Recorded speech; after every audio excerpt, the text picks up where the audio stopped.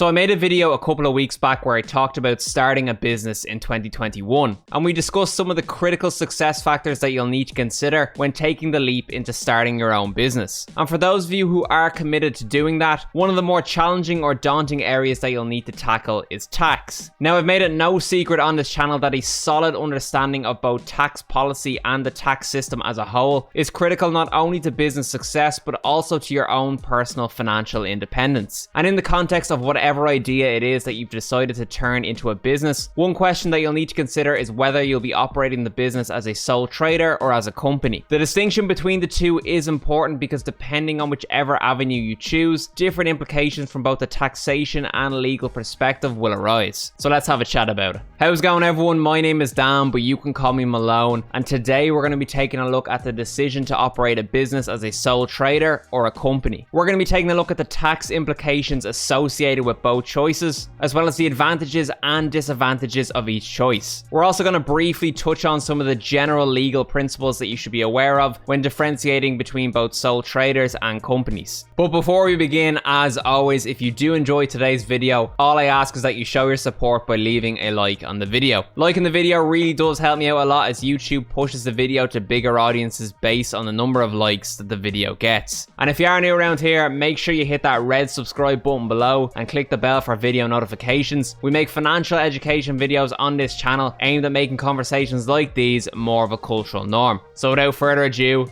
let's get started. Okay, so let's start off by discussing the differences between a sole trader and a company. The first thing to note is that when you hear terms like sole trader and company in the context of a business, what you're really looking at is the legal structure of the business. The legal structure of any given business will determine which rules and regulations that it needs to follow in different areas such as tax. This is important to understand because if you're legally structured as a sole trader, then you won't be concerned with the rules and regulations applicable to incorporated businesses and vice versa. A sole trader is someone who operates their business in their own personal capacity. They have full entitlement to all of the profits and losses which arise from the activities of the business. The key thing to remember with sole traders is that there's no legal distinction between their business and their own personal identity. What this means is that if you're operating your business as a sole trader, any profits of the business are seen to be attributable to you as an individual, and this is important for tax purposes. This is where sole traders and companies differ. A company, on the other hand, is a legal structure for a business which has a separate legal identity from its owners. What this means is that if you choose to operate your business as a company, the company is legally considered to be a separate entity to you as an individual. From a legal perspective, the biggest difference between operating your business as a sole trader versus a company is that when you operate your business as a sole trader, you have what's known as unlimited liability. Remember, there is no legal distinction between the sole trader's business and their own personal identity. Therefore, you as an individual are personally responsible for all the debts and other liabilities of the business, and even your personal assets can be at risk if the business debts go unpaid. Most companies, on the other hand, have what's known as limited liability. Because the company is legally a separate entity to its owners, only the value of the owner's investment in the company is at risk should the company go bankrupt. In layman's terms, when you structure your business as a company, your personal assets are safe from the creditors of the company. So what are the different tax implications associated with both the sole trader and corporate legal structures? The principal implication is the taxation of business profits. When you operate as a sole trader, the profits of the business will be liable to income tax, USC, and PRSI at the marginal rates of tax. This is one of the most significant drawbacks of choosing to operate your business as a sole trader, due to the fact that the marginal rates of tax in Ireland can be as high as 55% for sole traders earning in excess of €100,000 per annum. Sole traders are assessed the tax under what is known as the self-assessment system, which effectively just means that you are personally responsible for filing your tax return and paying the associated tax in respect of your earnings. Generally speaking, sole traders will be required to pay preliminary tax in respect of their earnings for the current year, and then file the associated tax return and pay any tax balance due in the following year. The key date for paying tax and filing returns is the 31st 31st of October each year for sole traders. Companies, on the other hand, are assessed to tax in respect of business profits under the corporate tax regime. Companies are liable to pay corporation tax in respect of business profits at a rate of 12.5%. This is obviously significantly lower than the marginal rate of 55%, which can be applicable to some of the highest earners operating as sole traders. Companies also have different tax payment and filing dates to sole traders. A company must file its tax return within 9 months of the end of its accounting period and no later than the 23rd day of the 9th month. Companies classified as small companies, which most companies will be at least starting out, are required to pay preliminary corporation tax no later than the 23rd day of the month preceding the accounting year end. So for example, if a company had an accounting year end of the 31st of December 2021, it will be required to pay preliminary corporation tax no later than the 23rd of November 2021, i.e. the 23rd day of the month preceding the accounting year end. The company would then file its tax return and pay any balance of tax which is due for 2021 no later than the 23rd of September 2022, i.e. by the 23rd day of the 9th month following the accounting year end. For both sole traders and companies, failing to pay and file within the time limits specified under tax law can result in interest charges and surcharges being levied on the taxpayer. Furthermore, making incorrect tax returns can also result in penalties, which vary in severity depending on the circumstances of the error. Having your tax affairs in order should be a priority for any business, not only because of your legal obligations, but also because any external investor worth their salt will likely conduct due diligence over the business's compliance with tax law before making any sort of investment in the business. This is particularly important when considering applications for external funding and/or investment, as well as any exit strategies that you may have from the business in a potential acquisition scenario down the line. So you might be asking yourself why you would ever consider operating as a sole trader when you could obtain a significantly lower tax rate at 12.5% by choosing to operate as a company. Well, remember, a company is a separate legal entity to its owners. So therefore, all of the assets of the business are owned by the company and not the individual. What this means is that you as an individual cannot access the assets and cash of the company at free will, unlike sole traders. The main two ways that you as an individual can access the cash of the company is to pay yourself a salary or to receive a dividend payment from the company, both of which have further tax implications for the individual receiving the salary or dividend. For example, if you choose to pay yourself a salary, the company will receive a tax deduction for the salary paid in computing its corporation tax liability. However, the company will be required to deduct income tax, USC and PRSI from the salary payment made to you, therefore exposing your cash payment to marginal rates of tax. So while companies avail up to 12.5% rate of corporation tax, the drawback for owners is that they can't access the assets and cash of the company at free will without attracting additional tax charges. This is a critical consideration when deciding whether to operate as a sole trader or as a company. As a rule of thumb,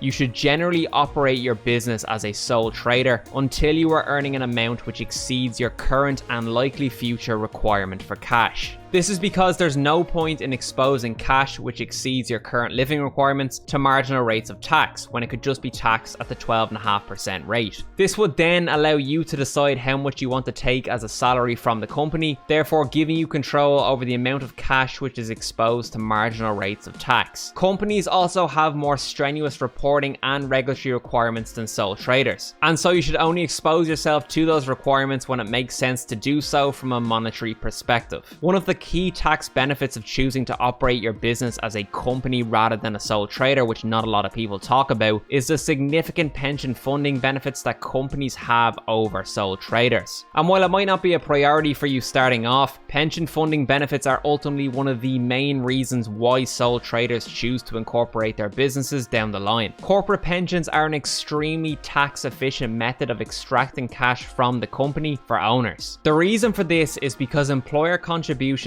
paid to a corporate pension scheme are fully tax deductible for the company and are not subject to the same restrictions as personal contributions paid to a pension scheme. These restrictions, which would apply to sole traders investing in the likes of personal retirement savings accounts or PRSAs, effectively limit the portion of their earnings that they can contribute tax efficiently to a pension scheme each year relative to their age.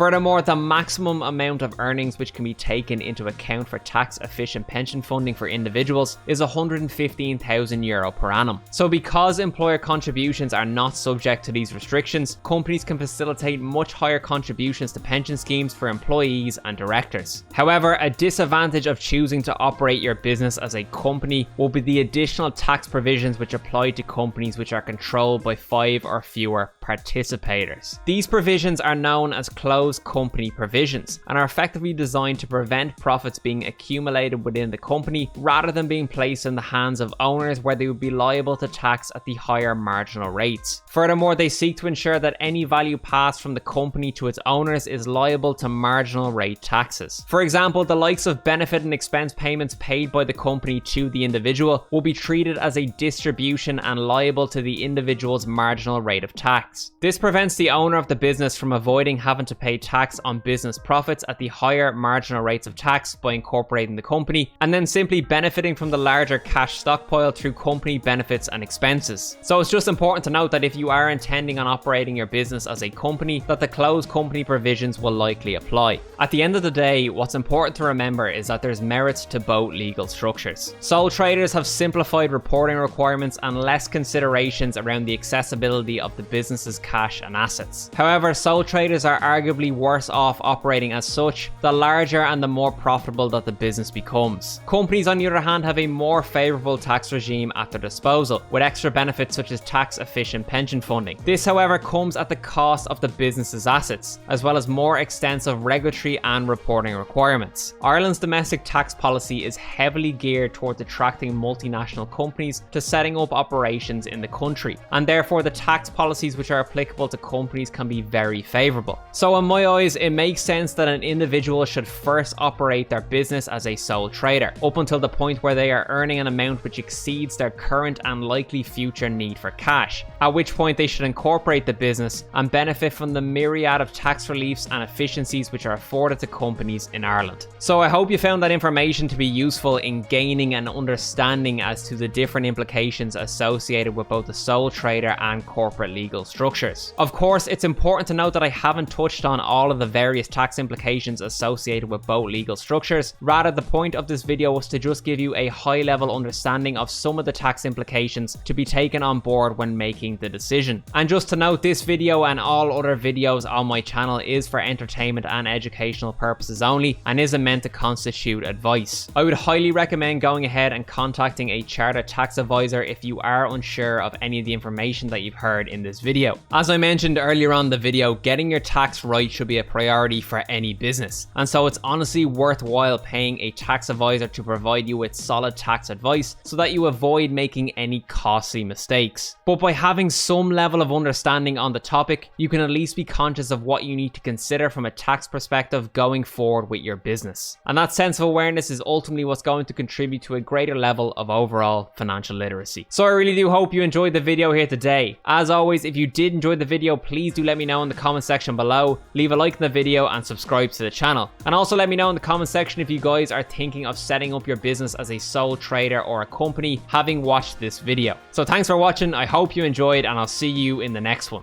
Cheers.